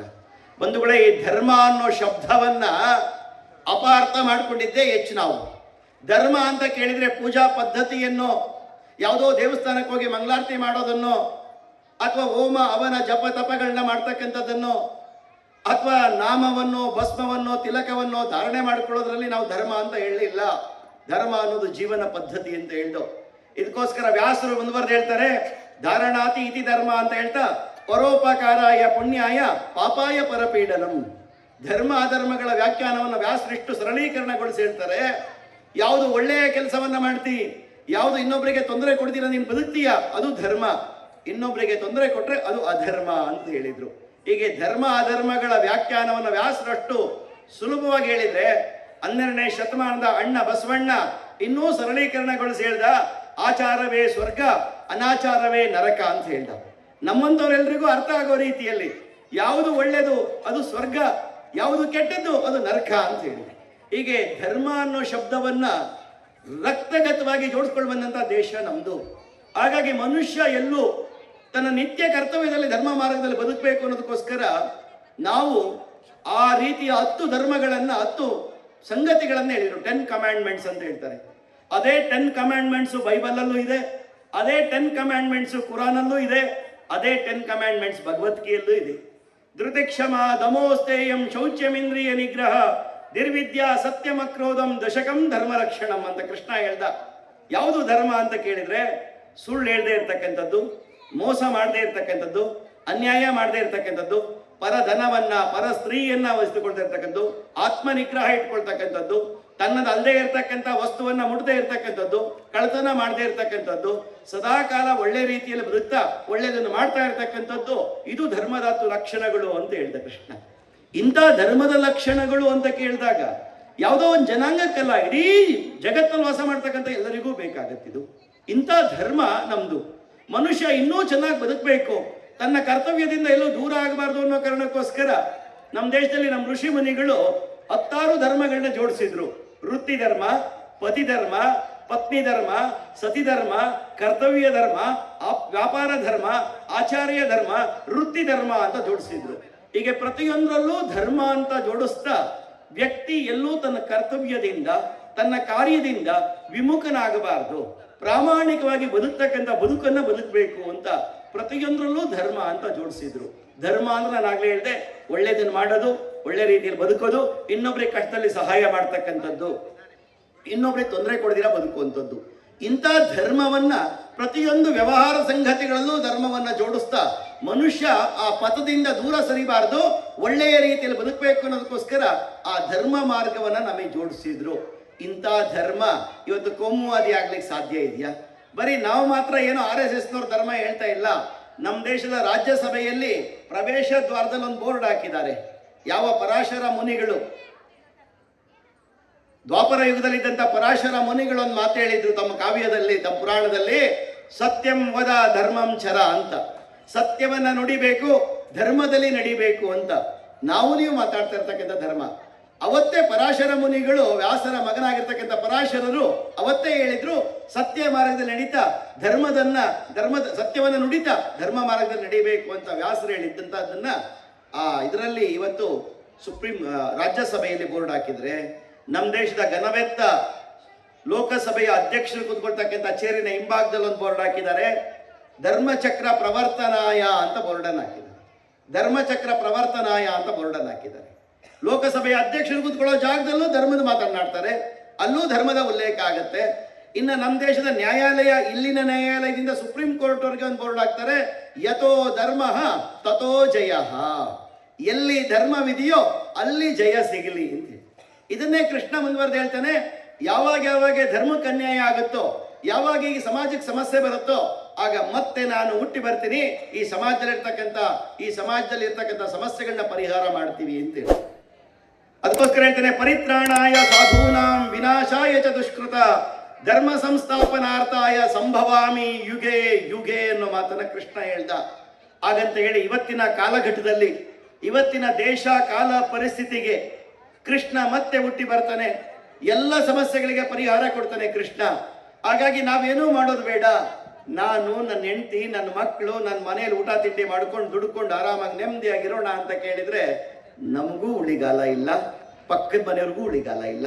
ನಾನು ಯಾರ ತಂಟೆಗೂ ಹೋಗಲ್ಲ, ನನ್ನ ಪಾಡಿ ನಾನು ಬದುಕ್ತೀನಿ ಅಂತ ಕೇಳಿದ್ರು ಇವತ್ತು ಬದುಕ್ಲಿಕ್ಕೆ ಆಗೋದಿಲ್ಲ. ಹಾಗಾಗಿ ಕಲಿಯುಗದಲ್ಲಿ ಕೃಷ್ಣ ಹೇಳ್ತಾನೆ, ಕಲಿಯುಗದಲ್ಲಿ ಅತ್ಯಂತ ಶಕ್ತಿ ಇರ್ತಕ್ಕಂಥದ್ದು ಯಾವುದಕ್ಕೆ ಅಂತ ಕೇಳಿದ್ರೆ ಸಂಘಶಕ್ತಿ ಕಲೌಯುಗೆ ಅಂತ ಹೇಳ್ದ. ಸಂಘಶಕ್ತಿ ಕಲೌಯುಗೆ ಅಂತ ಹೇಳ್ದ. ಕಲಿಯುಗದಲ್ಲಿ ಅತ್ಯಂತ ಶಕ್ತಿ ಇರ್ತಕ್ಕಂಥದ್ದು ಯಾವುದಕ್ಕೆ ಅಂತ ಕೇಳಿದ್ರೆ ಸಂಘಟನೆಗೆ ಶಕ್ತಿ ಇದೆ. ಹಾಗಾಗಿ ಅಂತ ಸಂಘಟನೆ ಆಗಬೇಕು ಅನ್ನೋ ಕಾರಣಕ್ಕೋಸ್ಕರ, ಇನ್ಯಾರ್ದೋ ವಿರುದ್ಧಕ್ಕೋಸ್ಕರ ಅಲ್ಲ, ಮೈ ಮರೆತ ಅಭಿಮಾನವನ್ನು ಮತ್ತೆ ಮೈ ಕೊಡುವೆ ಮೇಲೆ ಎಳ್ಲಿಕ್ಕೋಸ್ಕರ, ಹಿಂದೂ ಜಾಗೃತನಾಗ್ಲಿಕ್ಕೋಸ್ಕರ, ಇನ್ಯಾರ್ದೋ ಹೊಡಿಲಿಕ್ಕೋಸ್ಕರ ಅಲ್ಲ, ಇನ್ಯಾರ್ದೋ ಆಕ್ರಮಣಕ್ಕೋಸ್ಕರ ಅಲ್ಲ, ಆ ಹಿಂದೂ ಇವತ್ತು ಹೇಳ್ಬೇಕಾಗಿದೆ. ಹಾಗಾಗಿ ಕೃತ ಯುಗದಲ್ಲಿ ದೇವತೆಗಳು ಮತ್ತು ರಾಕ್ಷಸರಿಗೆ ಯುದ್ಧ ಆಯಿತು, ದೇವತೆಗಳಿಗೂ ರಾಕ್ಷಸರಿಗೆ ಯುದ್ಧ ಆಯಿತು. ಅಂತಿಮವಾಗಿ ದೇವತೆಗಳಿಗೆ ಜಯ ಸಿಕ್ತು, ರಾಕ್ಷಸರ ಅಧರ್ಮ ನಾಶ ಆಯಿತು. ನಂತರ ತ್ರೇತಾಯುಗದಲ್ಲಿ ಸ್ವತಃ ಭಗವಂತ ರಾಮಚಂದ್ರನೇ ಜನ್ಮವೆತ್ತಿ ಬಂದ. ಒಂದ್ ಕಡೆ ಧರ್ಮ ಸಂಕೇತವಾಗಿರ್ತಕ್ಕಂಥ ರಾಮ ಒಂದ್ ಕಡೆ ಆದ್ರೆ ಅಧರ್ಮ ಸಂಕೇತವಾಗಿರ್ತಕ್ಕಂಥ ರಾವಣ ಇನ್ನೊಂದ್ ಕಡೆ ನಿಂತ. ಅಂತಿಮವಾಗಿ ರಾಮನೇ ಜಯ ಸಿಕ್ತು, ಧರ್ಮಕ್ಕೆ ಜಯ ಸಿಕ್ತು, ಅಧರ್ಮ ನಾಶ ಆಯಿತು. ದ್ವಾಪರ ಯುಗದಲ್ಲಿ ಒಂದೇ ಕುಟುಂಬದಲ್ಲಿ ಹುಟ್ಟಿ ಬೆಳೆದರು ದಾಯಾದಿಗಳಂತೆ ಬದುಕ್ತಾ ಒಂದ್ ಕಡೆ ಧರ್ಮ ಸಂಕೇತವಾಗಿರ್ತಕ್ಕಂಥ ಧರ್ಮರಾಯ ಆದ್ರೆ ಅಧರ್ಮ ಸಂಕೇತವಾಗಿರ್ತಕ್ಕಂಥ ದುರ್ಯೋಧನ ಒಂದ್ ಕಡೆ ನಿಂತ್ಕೊಂಡ. ಕಟ್ಟ ಕಡೆಗೆ ಧರ್ಮದ ಸ್ಥಾಪನೆ ಆಯಿತು, ಧರ್ಮರಾಯ ನಿಂತ್ಕೊಂಡ, ದುರ್ಯೋಧನ ನಾಶ ಆದ. ಬಂಧುಗಳೇ, ಇದು ಕಲಿಯುಗ, 21ನೇ ಶತಮಾನದಲ್ಲಿ ನಾವಿದ್ದೀವಿ. ಇವತ್ತು ಪ್ರತಿಯೊಬ್ಬ ವ್ಯಕ್ತಿಯಲ್ಲಿ ಒಬ್ಬ ರಾಮ ಇದ್ದಾನೆ, ಪ್ರತಿಯೊಬ್ಬ ವ್ಯಕ್ತಿಯಲ್ಲೊಬ್ಬ ಅರ್ಜುನ ಇದ್ದಾನೆ, ಪ್ರತಿಯೊಬ್ಬ ವ್ಯಕ್ತಿಯಲ್ಲೊಬ್ಬ ಧರ್ಮರಾಯ ಇದ್ದಾನೆ, ಪ್ರತಿಯೊಬ್ಬ ವ್ಯಕ್ತಿಯಲ್ಲೊಬ್ಬ ರಾವಣ, ಪ್ರತಿಯೊಬ್ಬ ವ್ಯಕ್ತಿಯಲ್ಲೊಬ್ಬ ದುರ್ಯೋಧನ ಇದ್ದಾನೆ. ಹಾಗಾಗಿ ನಾವು ಒಳ್ಳೆಯ ಕೆಲಸವನ್ನ ಮಾಡ್ತಾ, ಒಳ್ಳೆಯ ರೀತಿಯಲ್ಲಿ ಬದುಕ್ತಾ, ಒಳ್ಳೆಯ ಮಾತನ್ನಾಡ್ತಾ, ಒಳ್ಳೆಯ ಕಾರ್ಯವನ್ನು ಮಾಡ್ತಾ, ನೊಂದವರಿಗೆ, ಬೆಂದವರಿಗೆ, ದೀನ ದಲಿತ ದುಃಖಿಗಳಿಗೆ ಆಶ್ರಯವನ್ನು ನೀಡ್ತಾ ಹೋದಾಗ ನನ್ನಲ್ಲೊಬ್ಬ ರಾಮ ಕಾಣಿಸ್ತಾನೆ, ನನ್ನಲ್ಲೊಬ್ಬ ಧರ್ಮರಾಯ ಕಾಣಿಸ್ತಾನೆ. ಇಲ್ಲ ಅಂತಾದ್ರೆ ನನ್ನಲ್ಲೊಬ್ಬ ದುರ್ಯೋಧನ ಬೆಳಿತಾನೆ, ನನ್ನಲ್ಲೊಬ್ಬ ರಾವಣ ಬೆಳಿತಾನೆ. ಆ ರಾವಣ ಬೆಳಿಬಾರ್ದು, ಆ ದುರ್ಯೋಧನ ಬೆಳಿಬಾರ್ದು, ನನ್ನಲ್ಲೊಬ್ಬ ಧರ್ಮರಾಯ ಆಗ್ಬೇಕು, ನನ್ನಲ್ಲೊಬ್ಬ ರಾಮನಂತೆ ಕಾಣಬೇಕು ಅಂತ ಕೇಳಿದ್ರೆ ಆ ಒಳ್ಳೆಯ ಕಾರ್ಯಗಳನ್ನ, ಧರ್ಮ ಮಾರ್ಗವನ್ನು ಧರ್ಮ ಮಾರ್ಗದಲ್ಲಿ ನಡೀತಾ, ಧರ್ಮದಲ್ಲಿ ಬದುಕ್ತಾ ಇನ್ನೊಬ್ಬರಿಗೆ ಬೇಕಾಗ್ತಕ್ಕಂಥ ವ್ಯಕ್ತಿ ಆಗ್ಬೇಕು. ಯಾವ ವಿವೇಕಾನಂದರು ಜೀವಿತಾವಧಿಯಲ್ಲಿ ಹೇಳಿದ್ರು ಬಿ ಗುಡ್ ಡೂ ಗುಡ್ ಅಂತ, ಉತ್ತಮನಾಗು ಉಪಕಾರಿಯಾಗು ಅಂತ ಹೇಳಿದ್ರು. ಆ ರೀತಿ ನಮ್ಮ ಬದುಕು ಸಾರ್ಥಕತೆಯ ಬದುಕು ನಮ್ದಾಗಬೇಕಾಗಿದೆ. ಸಾರ್ಥಕತೆಯ ಬದುಕು ನಮ್ದಾಗಬೇಕಾಗಿದೆ. ನಾವು ಉತ್ತಮರಾಗ್ತಾ ಉಪಕಾರಿಯಾಗುವ ಮುಖಾಂತರ ಸಮಾಜದಲ್ಲಿ ಒಳ್ಳೆಯ ಕೆಲಸವನ್ನು ಮಾಡ್ತಕ್ಕಂಥ ಗುಣಗಳನ್ನು ಬೆಳೆಸ್ಕೊಳ್ಬೇಕಾಗಿದೆ ಬಂಧುಗಳೇ, ಗುಣಗಳನ್ನು ಬೆಳೆಸ್ಕೊಳ್ಬೇಕಾಗಿದೆ. ವಿವೇಕಾನಂದರು ಕೊನೆಗೂ 1902ನೇ ಇಸ್ವಿಯಲ್ಲಿ ನಿವೇದಿತಾ ಮುಂದೆ ಕೂತ್ಕೊಂಡು ಒಂದು ಮಾತನ್ನು ಹೇಳ್ತಾರೆ. ಏನು ಅಂತ ಕೇಳಿದ್ರೆ, ಹಿಂದೂ ಹೇಗಾಗಬೇಕು ಅಂತ ಕೇಳಿದ್ರೆ, ಹಿಂದೂ ಹೇಗಾಗಬೇಕು ಈ ಸಮಾಜದಲ್ಲಿ ಅಂತ ಕೇಳಿದ್ರೆ, ಹಿಂದೂ ಅಂತಕ್ಕಂಥ ಯಾವುದೇ ಒಬ್ಬ ಬಂಧುವಿಗೆ, ಯಾವುದೇ ಜಾತಿ ಮತ ಪಕ್ಷ ಪಂಥಗಳಿರಲಿ, ಹಿಂದೂ ಅಂತಕ್ಕಂಥ ಯಾವುದೇ ಬಂಧುವಿಗೆ ಏನಾದರೂ ನೋವಾದಾಗ, ನನ್ನ ಅಣ್ಣನಿಗೋ ತಮ್ಮನಿಗೋ ಏನಾದರೂ ಆದಾಗ ಯಾವ ರೀತಿ ಹೃದಯದಲ್ಲಿ ಸ್ಪಂದನೆ ಇರುತ್ತೋ ಆ ರೀತಿ ಹಿಂದೂ ಸಮಾಜದಾಗಿರ್ತಕ್ಕಂಥ ಯಾವುದೇ ವ್ಯಕ್ತಿಗಾದಾಗ ಆ ರೀತಿಯ ಹೃದಯ ಸ್ಪಂದನೆ ನಮ್ಮಲ್ಲಿ ಬಂದಾಗ ಮಾತ್ರ, ಆಗಾದಾಗ ಮಾತ್ರ ನೀನೊಬ್ಬ ನಿಜವಾದ ಹಿಂದೂ ಅನ್ನೋ ಮಾತನ್ನು ವಿವೇಕಾನಂದರು ಹೇಳಿದ್ರು. ಬಂಧುಗಳೇ, ಆ ಜಾಗೃತಿ ಇವತ್ತು ಆಗ್ಬೇಕಾಗಿದೆ. ಆ ಜಾಗೃತಿ ಆಗ್ಬೇಕಾಗಿದೆ.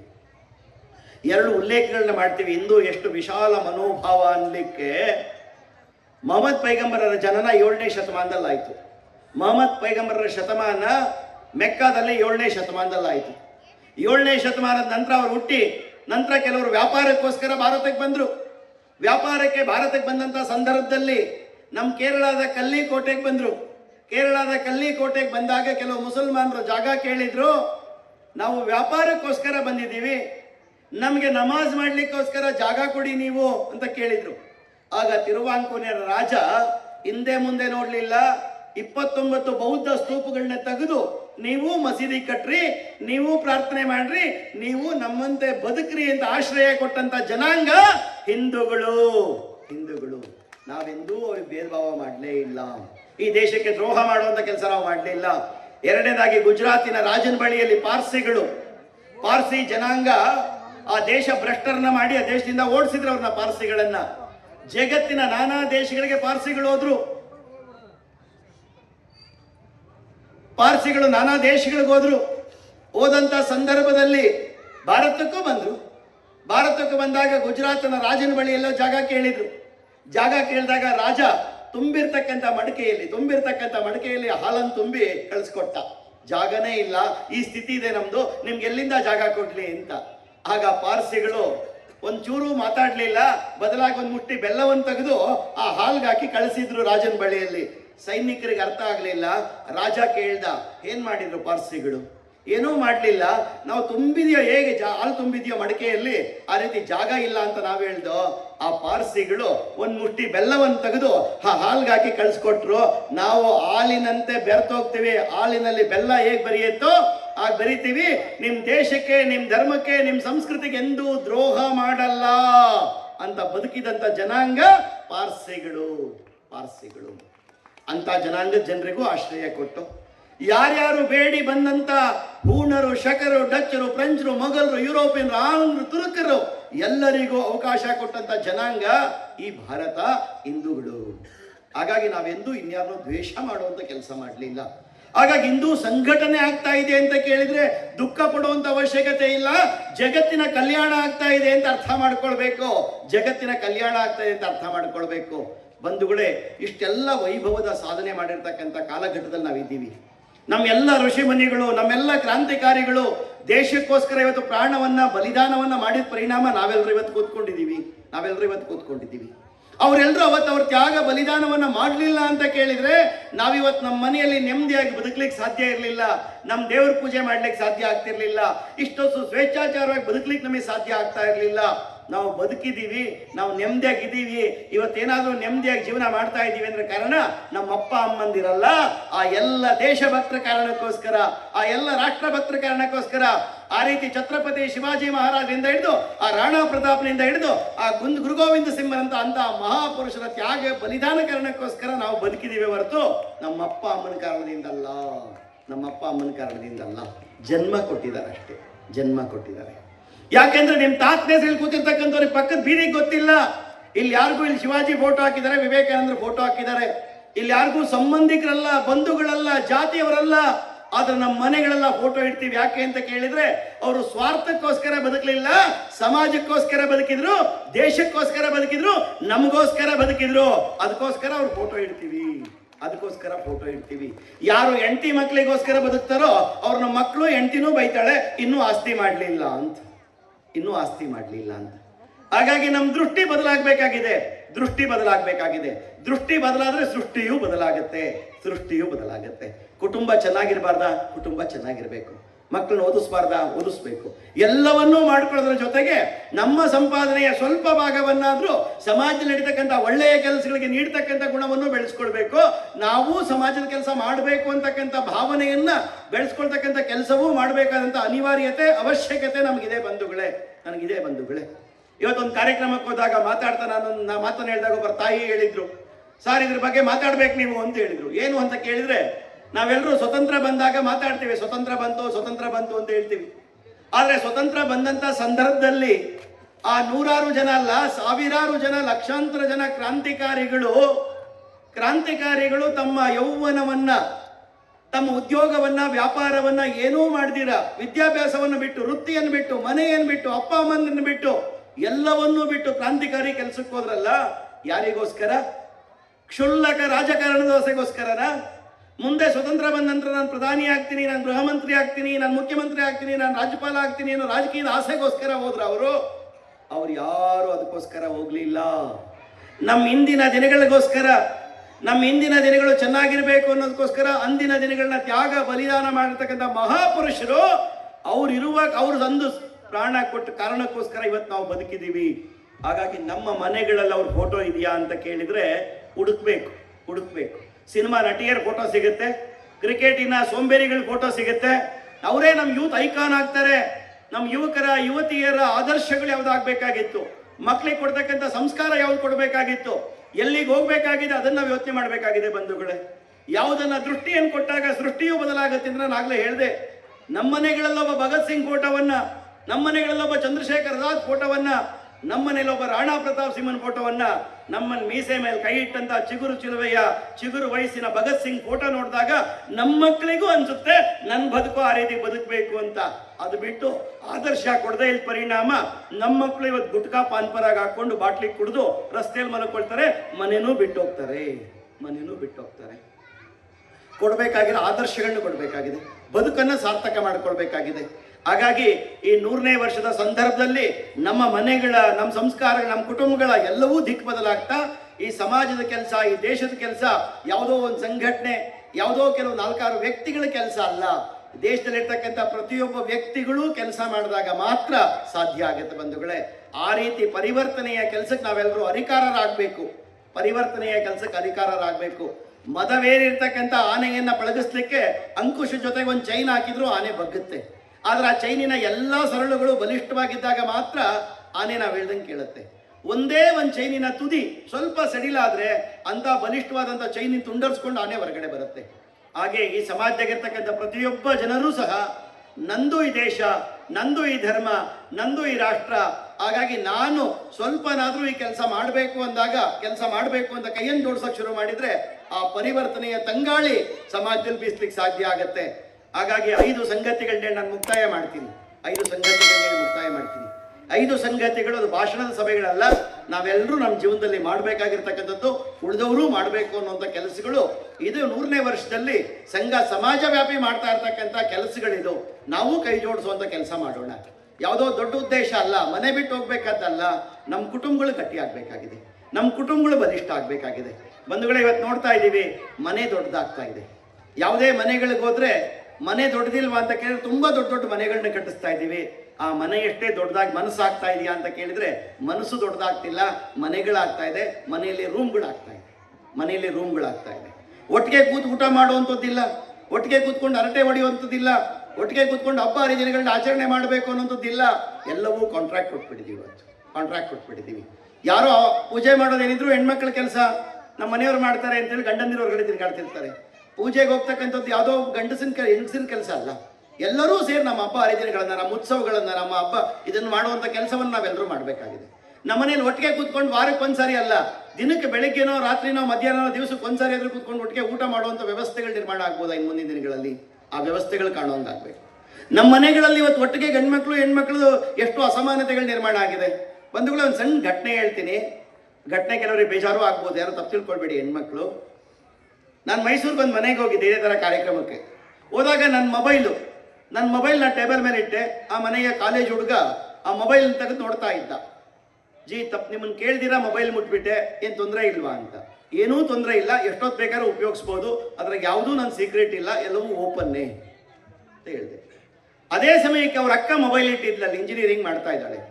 ಆ ಇಂಜಿನಿಯರಿಂಗ್ ಮಾಡ್ತಾ ಇರ್ತಕ್ಕಂಥ ಹುಡುಗಿ ಮೊಬೈಲ್ ಇಟ್ಟಿದ್ಲು. ಇವನಿಗೆ ತುಂಬಾ ದಿವಸದಿಂದ ಕಣ್ಣಿತ್ತು. ಆ ಮೊಬೈಲ್ನ ತಗೊಂಡು ಅವನು ಉಪಯೋಗಿಸಕ್ಕೆ ಶುರು ಮಾಡ್ದ. ಅಕ್ಕ ಬಂದು ಹೊಡೆದ್ಲು. ಜೀವನದಲ್ಲಿ ಏಟ್ ತಿಂದೇ ಇರಲಿಲ್ವನು, ಅಷ್ಟೇ ತಿಂದ ಅವನು. ಕೊನೆಗೆ ಅವ್ರ ತಾಯಿ ಕೇಳಿದ್ರು, ಅಪ್ಪ ಕೇಳಿದ್ರು, ಯಾಕೆ ಇಷ್ಟೊಂದು ಹೊಡಿತಾ ಇದ್ದೀರಿ ಅಂತ ಕೇಳಿದ್ರು. ಆಗ ಆ ಹುಡುಗ ಹೇಳ್ದ, ನೋಡಿ ಕರ್ನಾಟಕದಾದ್ಯಂತ ಓಡಾಡ್ತಾ ಇದ್ದಾರೆ, ಇವ್ರ ಮೊಬೈಲ್ನ ನಾನು ಮುಟ್ಟಿದೆ, ಇವ್ರಿಗೇನೂ ಆಗಲಿಲ್ಲ. ನನ್ನ ಅಕ್ಕನ ಮೊಬೈಲ್ ಮುಟ್ಟಿದೆ, ಅವಳು ಯಾಕೆ ಮೊಬೈಲ್ನ ಕೊಡ್ತಿಲ್ಲ ನನ್ನ ಕೈಗೆ, ಏನಂತ ಸೀಕ್ರೆಟ್ ಇದೆ ಅಂತ ಕೇಳಿದ್ರೆ ಕೊನೆಗೆ ಗೊತ್ತಾಯ್ತು, ಅವರ ಬೀದಿಯವನೇ ಅಲ್ಲದೆ, ಅವ್ರ ಜಾತಿಯವನೇ ಅಲ್ಲದೆ, ಅವ್ರ ಧರ್ಮದೇ ಅಲ್ಲದೆ ಇರ್ತಕ್ಕಂಥ ಹುಡುಗನನ್ನ ಲವ್ ಮಾಡ್ತಾ ಇದ್ದಾಳೆ. ಆ ಫೋಟೋ ಅದರಲ್ಲಿ ಇತ್ತು, ಅದಕ್ಕೋಸ್ಕರ ಕೊಡ್ಲಿಲ್ಲ. ನಮ್ಮ ಮನೆಯ ಹೆಣ್ಮಕ್ಳ ಮೊಬೈಲ್ನ, ಗಂಡು ಮಕ್ಕಳ ಮೊಬೈಲ್ನ ನಾವು ತಿಂಗಳಿಗೆ ಒಂದ್ಸಾರಿ, ವಾರಕ್ಕೊಂದ್ಸಾರಿ ಚೆಕ್ ಮಾಡ್ತೀವ? ಎಲ್ಲವೂ ಪ್ರೈವೇಟ್ ಅನ್ನೋ ಮಾತು ಕೊಟ್ಟೋಗ್ಬಿಟ್ಟಿದೆಯಲ್ಲ ಇವತ್ತು. ಯಾವುದಿದೆ ಪ್ರೈವೇಟ್ ಯಾಕೆ ಬೇಕಾಗಿದೆ ನಮ್ಗೆ ಈ ವಯಸ್ಸಿಗೆ? ಎಲ್ಲವೂ ಮುಕ್ತವಾಗಿರ್ತಕ್ಕಂಥ ಜೀವನವನ್ನು ಬದುಕಬೇಕಲ್ಲ. ಯಾವುದೋ ಬ್ಯಾಂಕ್ ಲಾಕ್ ಇದೆ, ಬ್ಯಾಂಕಿನ ಪಾಸ್ವರ್ಡ್ ಇದೆ, ಅದನ್ನು ಬಿಡೋಣ. ಉಳಿದಂಥದಕ್ಕೆ ಸಾರ್ವಜನಿಕ ವ್ಯವಸ್ಥೆಯನ್ನು ತರುವಂಥ ಕೆಲಸ ನಮ್ಮ ಮನೆಗಳಲ್ಲಿ ನಮ್ಮ ಅಪ್ಪ ಅಮ್ಮ ನಮ್ಮ ಮೊಬೈಲ್ ನೋಡಬಾರ್ದು ಅನ್ನೋ ಮಟ್ಟಿಗೆ ಸೀಕ್ರೆಟ್ ಅನ್ನು ಕಾಪಾಡೋದು ಯಾಕೆ? ಹೀಗೆ ಮೊಬೈಲ್ನ ವಿಷಯದಿಂದ ಹಿಡಿದು ಉಳಿದಂಥ ನಮ್ಮ ಕುಟುಂಬಗಳಲ್ಲಿ ಬದಲಾವಣೆ ಯಾವ ತರಬೇಕಾಗಿದೆ, ನಮ್ಮ ಕುಟುಂಬಗಳಾಗಿ ಉಳಿಸ್ಲಿಕ್ಕೋಸ್ಕರ ನಮ್ಮ ಕುಟುಂಬಗಳಲ್ಲಿ ಎಂಥ ಸಂಸ್ಕಾರ ಇಲ್ದಂಗೆ ಆಗಿದೆ ಅಂತ ಕೇಳಿದ್ರೆ ಇವತ್ತು ಎಲ್ಲವೂ ನ್ಯೂಕ್ಲಿಯರ್ ಫ್ಯಾಮಿಲಿಗಳಾಗೋಗಿದ್ದೀವಿ. ವಿಭಕ್ತ ಕುಟುಂಬಗಳು ಚೆನ್ನಾಗಿರ್ಬೇಕು ಅನ್ನೋ ಕಾರಣಕ್ಕೋಸ್ಕರ ಗಂಡ ಹೆಂಡತಿ ಮಕ್ಕಳಿಗೆ ಬಂದ್ಬಿಟ್ಟಿದೆ. ಅದರ ಪರಿಣಾಮ ಅಜ್ಜ ಅಜ್ಜಿ ಮನೆಯಲ್ಲಿಲ್ಲ.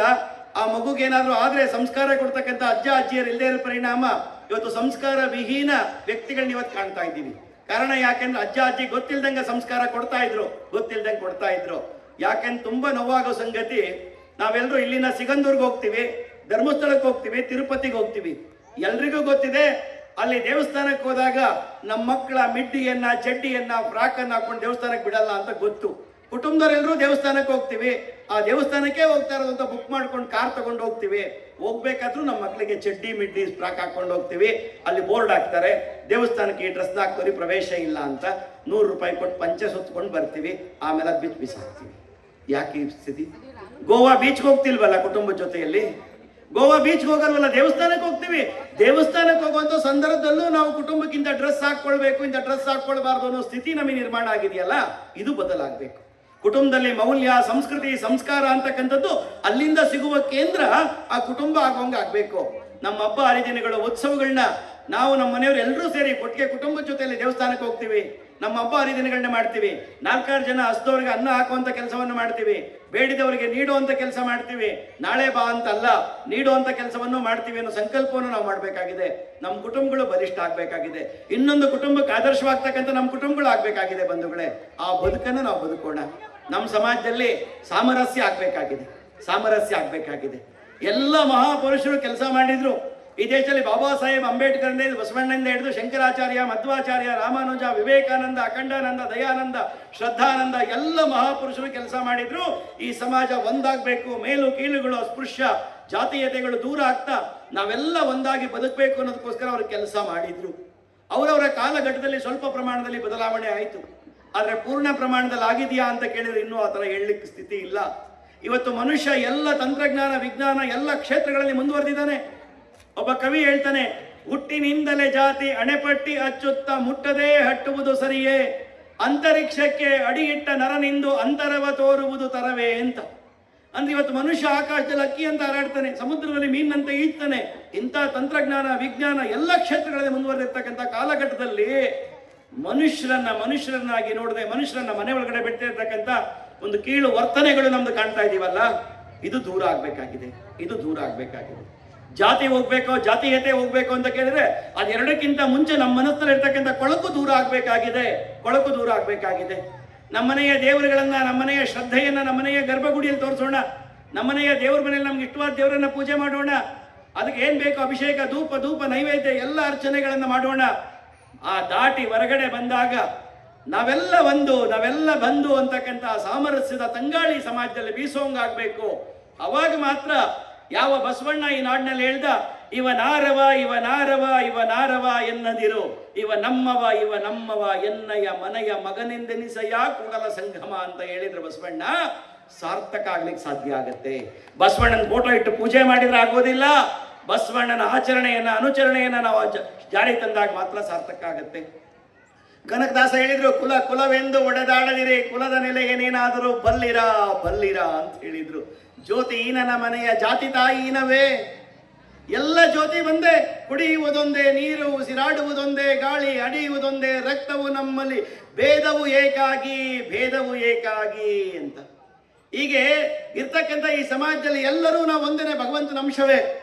ಯಾರೂ ಸಹ ಮೇಲಲ್ಲ, ಯಾರು ಕೀಳಲ್ಲ, ಯಾರು ಭಗವಂತನ ಆತ್ಮವನ್ನು ಉಟ್ಕೊಂಡು ಜನ್ಮವೆತ್ತಂಥವ್ರು ಇಲ್ಲ. ಎಲ್ಲರ ಆತ್ಮದಲ್ಲೂ ಭಗವಂತ ಇದ್ದಾನೆ. ಇಂಥ ನಾಡಿನಲ್ಲಿ ನಾವು ಯೋಚನೆ ಮಾಡಬೇಕಾಗಿದೆ. ಇಷ್ಟೆಲ್ಲ ತಂತ್ರಜ್ಞಾನ ಮುಂದುವರೆದಿರ್ತಕ್ಕಂಥ ಕಾಲಘಟ್ಟದಲ್ಲೂ ಮುಂದಿನ ದಿನಗಳಲ್ಲಿ ನನ್ನ ಮನೆಯಲ್ಲಿ ಆ ಜಾತೀಯತೆ ನಾನು ಮಾಡೋದಿಲ್ಲ. ನನ್ನ ಮನೆಯ ದೇವ್ರ ಮನೆಯಲ್ಲಿ ನಾನು ಜಾತೀಯತೆ ಮಾಡ್ತೀನಿ.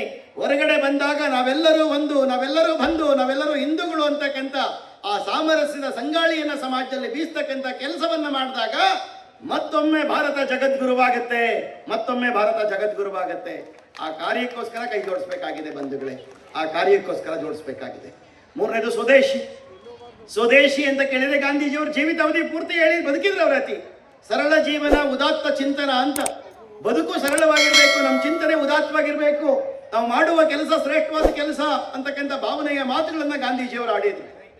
ಆದ್ರೆ ಯಾವುದೋ ಸ್ವದೇಶಿ ಅಂತ ಕೇಳಿದ್ರೆ ಯಾವುದೋ ವಸ್ತುಗಳ ಉತ್ಪಾದನೆ ಅಲ್ಲ, ವಸ್ತುಗಳನ್ನ ಬಳಸೋದು ಮಾತ್ರ ಅಲ್ಲ, ಬದುಕಿನ ವಿಧಾನ ಸ್ವದೇಶಿ ಆಗಬೇಕು, ನಡವಳಿಕೆಯ ರೀತಿ ಸ್ವದೇಶಿ ಆಗಬೇಕು. ನಮ್ಮ ಎಲ್ಲ ಕ್ಷೇತ್ರಗಳಲ್ಲಿ ಇವತ್ತು ಆಧುನಿಕ, ಇವತ್ತು ಮೇಕ್ ಇನ್ ಇಂಡಿಯಾ ಇರ್ಬೋದು, ಆತ್ಮನಿರ್ಭರ ಭಾರತ ಇರ್ಬೋದು, ವೋಕಲ್ ಈಸ್ ಲೋಕಲ್ ಅಂತಕ್ಕಂಥದ್ದು ಇರ್ಬೋದು, ನಮ್ಮ ಗುಡಿ ಕೈಗಾರಿಕೆಗಳನ್ನ ಬೆಳೆಸ್ತಕ್ಕಂಥದ್ದು, ಇವತ್ತು ಗೋ ಉತ್ಪನ್ನಗಳನ್ನು ನಮ್ಮ ಮನೆಗಳಲ್ಲಿ ಬೆಳೆಸ್ತಕ್ಕಂಥದ್ದು ನಾವು ಮಾಡಬೇಕಾಗಿದೆ. ಇವತ್ತು ಎಲ್ಲಿಯವರೆಗೆ ನಮ್ಮ ಮಕ್ಕಳು ನಾವುಗಳೆಲ್ಲರೂ ಬೇವಿನ ಎಲೆಯಲ್ಲಿ, ಅರಳಿ ಎಲೆಯಲ್ಲಿ, ಮಾವಿನ ಎಲೆಯಲ್ಲಿ ಹಲ್ಲನ್ನು ಉಜ್ತಾ ಇದ್ದೋ 80 ವರ್ಷ ಆದ್ರೂ 100 ಹಲ್ಲುಗಳು ಬೀಳ್ತಿರ್ಲಿಲ್ಲ. ಇವತ್ತು ಕಾಲ್ಗೇಟ್ನಿಂದ ರಾತ್ರಿ ಗುಡ್ ನೈಟಿನವರೆಗೆ ಎಲ್ಲ ವಿದೇಶಿಯ ವಸ್ತುಗಳನ್ನೇ ನಾವು ಉಪಯೋಗಿಸ್ತಾ ಇದ್ದೀವಿ. ಹಾಗಾಗಿ ಹಣವೂ ವಿದೇಶಕ್ಕೆ ಹೋಗ್ತಾ ಇದೆ, ರಾಷ್ಟ್ರವೂ ಬಲಿಷ್ಠವಾಗ್ತಾ ಇದ್ದಾವೆ, ನಾವು ದುರ್ಬಲ ಆಗ್ತಾ ಇದ್ದೀವಿ. ಹಣ ಕೊಡ್ತಾ ಇರೋರು ಯಾರು ಅಂತ ನಾವೇನೆ, ನಮ್ಮ ದೇಶವನ್ನು ದುರ್ಬಲ ಮಾಡ್ತಾ ಇರ್ತಕ್ಕಂಥವ್ರು ಯಾರು ಅಂತ ಕೇಳಿದ್ರೆ ನಾವೇನೆ. ಹಾಗಾಗಿ ನಮ್ಮ ವಸ್ತುಗಳನ್ನ ನಾವು ಬಳಸ್ತಾ ದೇಶದ ಆರ್ಥಿಕತೆಗೂ ಬೆನ್ನೆಲುಬಾಗ್ತಾ ಇಡೀ ಸಮಾಜವನ್ನ, ಇಡೀ ಭಾರತವನ್ನ ಮತ್ತೊಮ್ಮೆ ಆತ್ಮನಿರ್ಭರ ಭಾರತ ಮಾಡೋ ದಿಕ್ಕಿನಲ್ಲಿ ನಾವೆಲ್ಲರೂ ಕೈ ಜೋಡಿಸ್ಬೇಕು ಅಂತ ಹೇಳ್ಕೊಳ್ತಾ, ನಾಲ್ಕನೇದಾಗಿ ಜಲ ಮತ್ತು ಪರಿಸರ. ಆ ಜಲ ಮತ್ತು ಪರಿಸರ ಅಂತ ಕೇಳಿದ್ರೆ ಯಾವುದು ಎಲ್ಲಿ ಉಳಿಸ್ಬೇಕಾಗಿದೆ? ನಮ್ಮೆಲ್ಲರ ಜೀವನಕ್ಕೆ ಒಬ್ಬ ವ್ಯಕ್ತಿಗೆ ಒಂದು ದಿವಸಕ್ಕೆ ಬೇಕಾಗಿರ್ತಕ್ಕಂಥದ್ದು 120 ಲೀಟರ್ ನೀರು ಸಾಕು. 120 ಲೀಟರ್ ಆದ್ರೆ ಒಂದು ದಿವಸಕ್ಕೆ ಬೆಳಗ್ಗಿಂದ ರಾತ್ರಿವರೆಗೆ ಎಲ್ಲವೂ ಸಾಕಾಗ್ತದೆ ನಮಗೆ. ಆದ್ರೆ ನಾವು ನಲ್ಲಿಯನ್ನು ಆನ್ ಮಾಡಿದ್ರೆ ನಮ್ಮೂರ್ನಾಗ ಭದ್ರಾ ನದಿ ಹರಿಯುತ್ತೆ, ನಮ್ಗೆ ನೀರಿನ ಸಮಸ್ಯೆ ಇಲ್ಲ ಅಂತೇಳಿ ನಲ್ಲಿಯನ್ನು ಆನ್ ಮಾಡಿದ್ರೆ 24 ಗಂಟೆ ಅದ್ರಲ್ಲಿ ನೀರು ಹೋಗ್ತಾ ಇದ್ರೆ ನೀರಿನೆಲ್ಲಾಗತ್ತೆ? ನಮ್ಮೂರ್ನಲ್ಲಿ ನದಿ ಹರಿಯೋದು ಸತ್ಯ ರೀ. ನಾಳೆ ಹೋಗ್ತಾ ಇದ್ದೀನಿ, 2ನೇ ಬಾರಿಗೆ ನಾನು ಯಾದಗಿರಿಗೆ ಹೋಗ್ತಾ ಇದ್ದೀನಿ ನಾಳೆ ಕಾರ್ಯಕ್ರಮಕ್ಕೆ. ಕಳೆದ ವಾರ ಅದೇ ಊರಿನ ದೇವದುರ್ಗ ಅನ್ನೋ ತಾಲೂಕು ಹೋದಾಗ ಆ ಮನೆಗೆ ಹೋದಾಗ ಒಂದು ಬಕೆಟ್ ನೀರು ಕೊಟ್ಟು ಅಮ್ಮ ಹೇಳಿದ್ರು, ಸರ್ ಇದರಲ್ಲೇ ಸ್ನಾನ ಮಾಡಿ ಇದರಲ್ಲೇ ಬಟ್ಟೆ ತೊಳೆದು ಬಿಡಿ, ನಮ್ಮ ಹತ್ರ ಇರೋದು ನೀರಿಷ್ಟೇ, ವಾರಕ್ಕೊಂದೇ ಸಾರಿ ಬಿಡೋದು ಅಂತ ಹೇಳಿದ್ರು. ವಾರಕ್ಕೊಂದೇ ಸಾರಿ ನೀರು ಬಿಡೋದು ಅಂತ ಹೇಳಿದ್ರು. ಅವ್ರಿಗೆ ನೀರಿನ ಅರ್ಥ ಆಗತ್ತೆ. ನಮಗೆ ಭದ್ರಾವತಿಯ ನದಿ ನೀರು ಗೊತ್ತಿಲ್ಲ, ಹಾಗಾಗಿ ನಮಗೆ ಸಮಸ್ಯೆ ಗೊತ್ತಾಗಿಲ್ಲ. ಹೀಗೆ ಮದುವೆಗಳಲ್ಲಿ ಮಾಡ್ತಕ್ಕಂಥ ಕಾರ್ಯಕ್ರಮಗಳು, ನೀರಿನ ಅಪವ್ಯಯ ಮಾಡ್ತಕ್ಕಂಥದ್ದು, ಆ ಎಲ್ಲವನ್ನೂ ಉಳಿಸ್ತಾ ಪರಿಸರದ ರಕ್ಷಣೆಯೂ ನಮ್ದೇ ಹೊಣೆ. ಎಲ್ಲೋ ಆಸ್ಪತ್ರೆಗೆ ಹೋದಾಗ ಆಕ್ಸಿಲೇಟ್ರು, ವೆಂಟಿಲೇಟರ್ ಕೊಟ್ಟಾಗ ಮಾತ್ರ ಅಲ್ಲ ಆಕ್ಸಿಜನ್ ಬೇಕು ಅಂತ, ನಮ್ಮ ಮನೆಗಳಲ್ಲೂ ನಾವು ಆ ಪರಿಸರದ ರಕ್ಷಣೆಯ ಬಗ್ಗೆ, ಯಾರು ನಮ್ಮ ಊರಿನಲ್ಲೆಲ್ಲ ಅರಳಿ ಮರ ಇರ್ತಾ ಇತ್ತು, ಎಲ್ಲೋ ಸಂಜೆ ಹೊತ್ತು ಎಲ್ಲರೂ ಹೋಗಿ ಅರಳಿ ಕಟ್ಟೆ ಹತ್ರ ಕೂತ್ಕೊಳ್ತಿದ್ರು, ಯಾರಿಗೂ ವೆಂಟಿಲೇಟರ್ ಬೇಕಾದ ಸ್ಥಿತಿ ಬರ್ತಿರ್ಲಿಲ್ಲ. ಇವತ್ತು ಆ ವೆಂಟಿಲೇಟರ್ಗೆ ಹೋಗೋ ಬದಲಾಗಿ, ಆ ಅರಳಿ ಮರದ ಕೆಳಗಡೆ ಹೋಗೋ ಬದಲಾಗಿ ಬೇರೆ ಬೇರೆ ಕಡೆಗೆ ಹೋಗ್ತಾ ಇದ್ದೀವಿ. ಹಾಗಾಗಿ ಸಮಸ್ಯೆಗಳು ನಿರ್ಮಾಣ ಆಗ್ತಾ ಇದೆ. ಎಲ್ಲೆಲ್ಲಿ ಸಾಧ್ಯ ಆಗುತ್ತೆ ಅಲ್ಲಿ ಮರಗಳು ನೆಡುವಂಥದ್ದು, ಗಿಡಗಳು ನೆಡುವಂಥದ್ದು, ಆ ನೀರಿನ ಸಂರಕ್ಷಣೆಯನ್ನು ಮಾಡ್ತಕ್ಕಂಥದ್ದು, ಇದೆಲ್ಲವೂ ಮಾಡ್ಕೊಳ್ತಾ ಈ ಎಲ್ಲವೂ ನಮ್ಮ ಕರ್ತವ್ಯದ ಭಾಗವಾಗ್ತಾ ಕೊನೆಯ ವಿಷಯ ನಾಗರಿಕ ಶಿಷ್ಟಾಚಾರ. ಆ ನಾಗರಿಕ ಶಿಷ್ಟಾಚಾರ ಅಂತ ಕೇಳಿದ್ರೆ ತುಂಬಾ ಸುಲಭವಾಗಿ ನಮ್ಗೆ ಅರ್ಥ ಆಗೋದೇನು ಅಂತ ಕೇಳಿದ್ರೆ, ಭದ್ರಾವತಿಯಲ್ಲೂ ಬೈಕ್ನಲ್ಲಿ ಹೋಗ್ತೀವಿ, ಆ ಬೈಕ್ನಲ್ಲಿ ಹೋಗ್ಬೇಕು ಅಂತ ಕೇಳಿದ್ರೆ ಅಲ್ಲಿ ಪೊಲೀಸ್ನವ್ರು ನಿಂತಿದ್ರೆ ಇದು ಒನ್ ವೇ ಹೋಗ್ಬಾರ್ದು ಅಂತ ಯೋಚನೆ ಮಾಡ್ತೀವಿ. ಇಲ್ಲ ಇನ್ನೊಂದ್ಸರಿ ಪೊಲೀಸ್ನವ್ರು ನಿಂತಿದ್ರೆ ತಲೆಗೆ ಹೆಲ್ಮೆಟ್ ಹಾಕೊಳ್ಬೇಕು, ಇದ್ರ ಫೈನ್ ಬೀಳುತ್ತೆ ಅನ್ನೋ ಕಾರಣಕ್ಕೋಸ್ಕರ ಹೆಲ್ಮೆಟ್ ಹಾಕೊಳ್ತೀವಿ. ಅಂದ್ರೆ ಕಾನೂನು ಪಾಲನೆ ಮಾಡಬೇಕು ಅನ್ನೋ ಕಾರಣಕ್ಕೆ ಹೆಲ್ಮೆಟ್ ಹಾಕೊಳ್ಳಲ್ಲ. ಆ ಪೊಲೀಸ್ನವ್ರು ನೋಡ್ತಾರೆ ಫೈನ್ ಬೀಳುತ್ತೆ ಅನ್ನೋ ಕಾರಣಕ್ಕೋಸ್ಕರ ಹೆಲ್ಮೆಟ್ ಹಾಕೊಳ್ತೀವಿ. ಹೀಗೆ ಇರ್ತಕ್ಕಂಥ ಜಾಗಗಳಲ್ಲಿ ಅದೇ ವರ್ತನೆ ಮಾಡ್ತೀವಿ. ಇರ್ತಕ್ಕಂಥ ಕಣ್ ಜಾಗದಲ್ಲಿ ಉಳಿದೇ ಇರ್ತಕ್ಕಂಥದ್ದು, ಸಾರ್ವಜನಿಕ ಕ್ಷೇತ್ರಗಳಲ್ಲಿ ಹೇಗಿರ್ಬೇಕು ಅಂತಕ್ಕಂಥ ಆ ಬದುಕನ್ನ, ಕಾನೂನು ಇರ್ತಕ್ಕಂಥದ್ದು ಯಾರ್ದೋ ಲಾಯರ್ಗೆ, ಯಾರಿಗೋ ಪೊಲೀಸ್ನವರಿಗೆ ಮಾತ್ರ ಅಲ್ಲ, ಯಾರೋ ಚುನಾಯಿತ ಪ್ರತಿನಿಧಿಗೆ ಮಾತ್ರ ಅಲ್ಲ, ಈ ದೇಶದಲ್ಲಿರ್ತಕ್ಕಂಥ ಎಲ್ಲರಿಗೂ ಕಾನೂನು ಅನ್ವಯಿಸುತ್ತೆ. ಹಾಗಾಗಿ ಆ ಎಲ್ಲ ಕಾನೂನಿನ ಪಾಲನೆಯನ್ನು ಮಾಡಿಕೊಳ್ತಾ ನಾವು ಈ ದೇಶದ ನಾಗರಿಕರಂತೆ ಬದುಕ್ತಾ ಮತ್ತೊಮ್ಮೆ ಕೊನೆ ಮಾತೇಳಿ ಮುಕ್ತಾಯ ಮಾಡ್ತೀನಿ. ಬಂಧುಗಳೇ, ಈ ದೇಶದ ಈ ಎಲ್ಲ ಪರಿಸರ, ಸ್ವದೇಶಿ, ಕುಟುಂಬ, ಜಲ ಪರಿಸರ, ನಾಗರಿಕ ಶಿಷ್ಟಾಚಾರ ಈ ಥರದ್ದಿರ್ಬೋದು, ದೇಶಭಕ್ತಿ ಇರ್ಬೋದು, ಧರ್ಮ ಇರ್ಬೋದು, ನಮ್ಮ ಸಂಸ್ಕೃತಿ ಇರ್ಬೋದು, ನಮ್ಮ ಆಚಾರ ವಿಚಾರ ಇರ್ಬೋದು, ಇದು ಯಾರೋ ಒಂದು ಸಂಘಟನೆಯ ಯಾವುದೋ ವ್ಯಕ್ತಿಗಳ ಸೊತ್ತಲ್ಲ, ನಮ್ಮೆಲ್ಲರ ಜೀವನಾಡಿಯಂತೆ ನಾವು ಸದಾಕಾಲ ವ್ರತದಂತೆ ಮಾಡ್ಕೊಳ್ತಾ ನಾವೆಲ್ಲರೂ ಬದುಕ್ತಾ ಉಳಿದವ್ರಿಗೂ ಪ್ರೇರಣೆ ಕೊಡ್ತಕ್ಕಂಥ ಆ ದಾರಿದೀಪ ನಾವಾಗ್ತಾ ಇದು ನನ್ನ ಹಕ್ಕು, ನಾನು ಮಾಡೇ ಮಾಡ್ತೀನಿ ಅಂತಕ್ಕಂಥದ್ದು.